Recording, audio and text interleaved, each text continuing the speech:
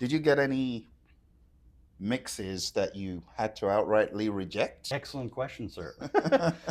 So one of the things I started doing early on is something that I knew most places wouldn't do. And matter of fact, there may be very few, if at all, if any, that did that. And one of those things is if somebody called me and they said, "Hey, I have a record. I want to come in. I heard your stuff," or "Hey, I was referred by this or this or this," and I never worked with them before, I would typically ask them to come in and sit with me for like an hour.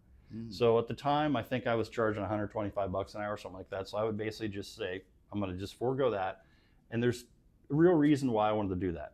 And it's somewhat selfish, but also, again, I always thought of myself as like, I'm on your team.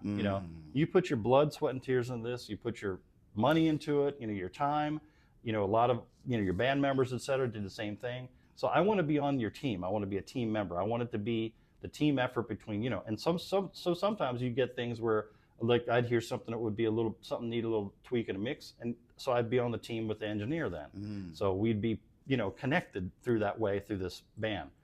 But basically when I have somebody come in, I'd listen to it. And the very reason I was listening to it was like, what can I do to it? Can I help it get to the next level? Is it set up right for me? Do I have dynamics to work with? Are the mixes balanced? Is there mixes that have some crazy thing like crazy sibilance sticking out? Or, is there something where really there's a mix issue? Like, hey, the band's real loud in this, but the vocals are barely heard. Things like that I really couldn't change for the most part. But it gave me a little time to hear what it was. We'd spend a little time and get to know each other. And this is at no cost to the person, so they feel like, oh, this guy's committing to me. Right. But also, it was my way of listening to it and saying, do I want my name on it? Do I want to work with this? Do we want to go forward? And to get back to your question, I think in the thousands of records I did, I probably have, I don't know, 4,000 or 5,000 credits over the course of time I did it. There's probably only about 4 or 5 times where I said, I can't do this. And so you can always choose your path here.